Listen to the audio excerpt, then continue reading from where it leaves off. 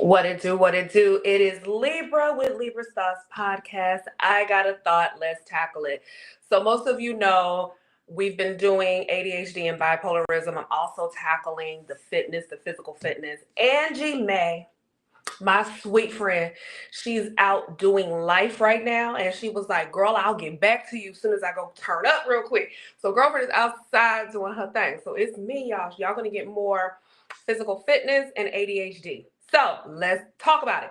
Last week we were talking about symptoms. And some of the symptoms I didn't realize growing up, such as extremely picky eating. I'm very texture oriented. If it don't feel right, you lost me.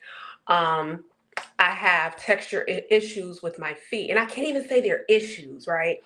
I just have texture things going on. Even the way I stimulate, I look at my baby boy and he makes noises, and I make noises, y'all.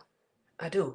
Um, there's a lot that I do that mimics my baby boy, so much so that I'm actually in the middle of embarking to see if I have autism and dyslexia. Growing up, words would be jumbled, numbers would be jumbled, and I struggled badly because I just didn't understand it. And now that I'm older, it's just I learn differently. I don't learn the traditional way. Um, Being still and learning is just not something that I do. Learning was extremely hard. Growing up, making friends was extremely hard. And it caused me to isolate myself a lot because it was just safer.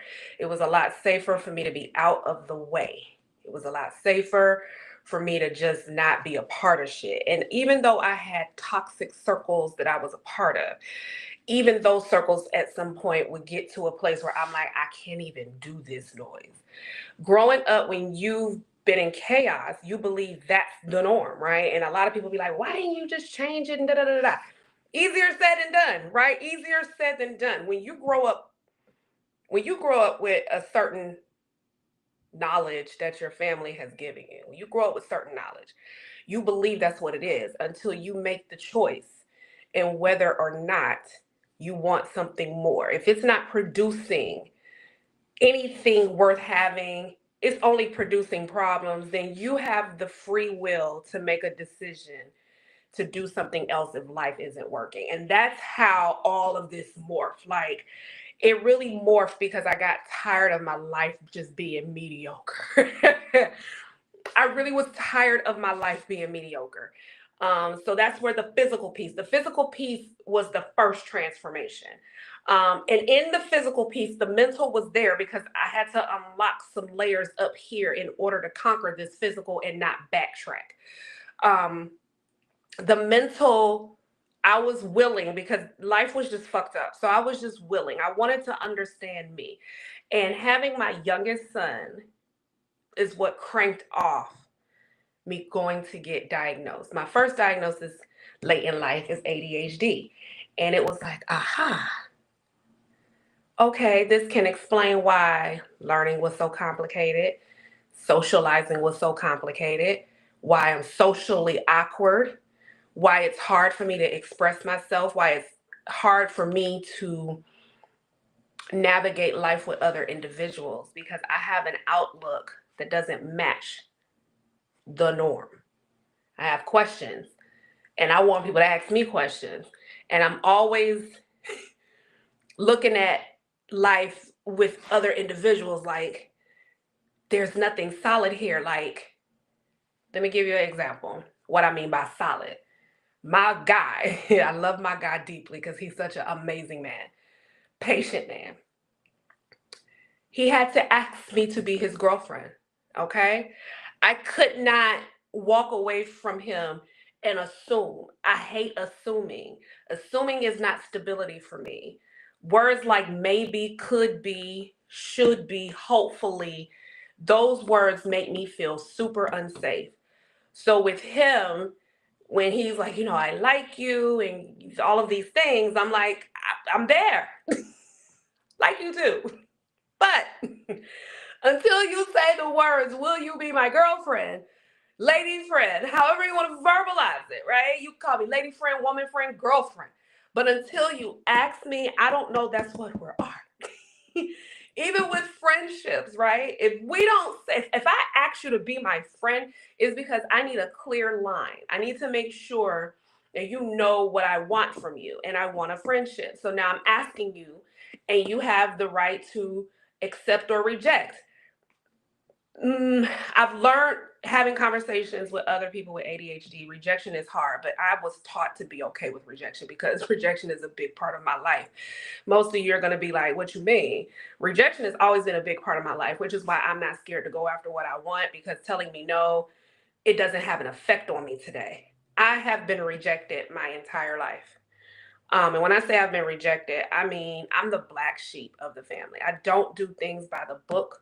I have my own outlook, my own views, and it goes against societal standards. It goes against my family standards. I've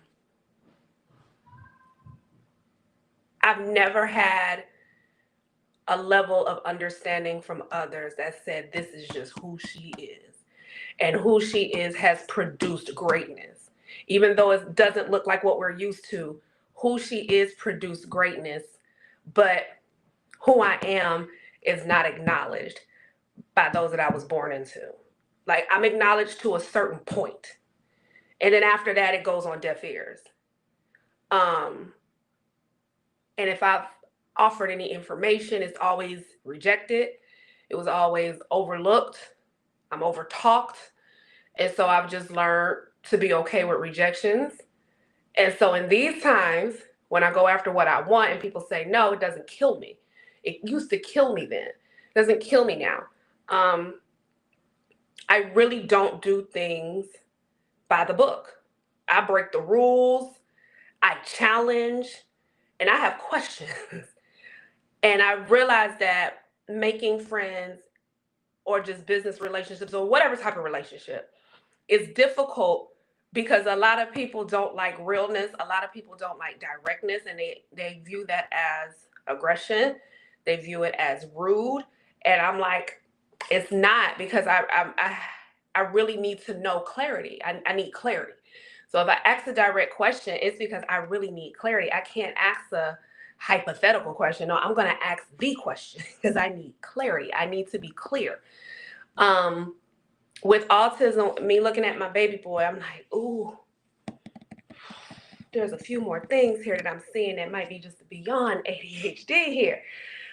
Even with dyslexia, my guy said, do you think it's a possibility? We were having a conversation. I was telling him, growing up when I was in school, prior to being homeschooled, education was just really torturing for me. It was torturing because things were jumbled up. I couldn't, you could talk till you were blue in the face for me to get something, and it still wouldn't click. And I'm going to tell you why, but let me get this out.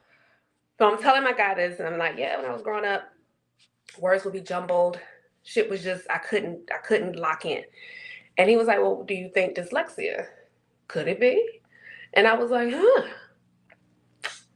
I wonder if that could be a thing here.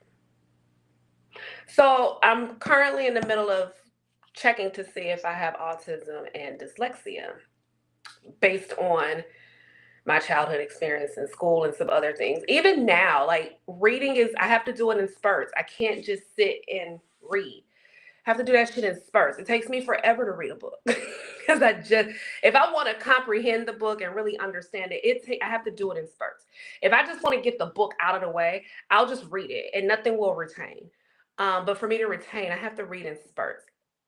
It's a weird thing.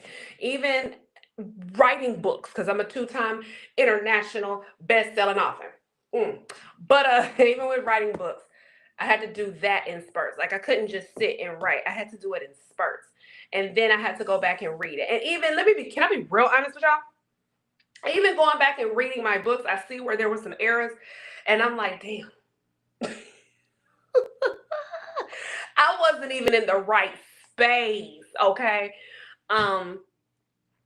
Having this diagnosis and getting it late in life has been interesting. And I'm not going to make this long because I don't have to make it long. It has taught me that it is my superpower. I am able to be okay with real relationships, real people, authentic connections. And it doesn't have to be fluff. It doesn't have to be anything more. I'm okay with my quirks. I'm okay with my awkwardness because it's just who I am. I'm able to regulate myself better now that I have an understanding of what's happening. Like I had an understanding, I was getting pieces of the puzzle, but getting the diagnosis was like the aha.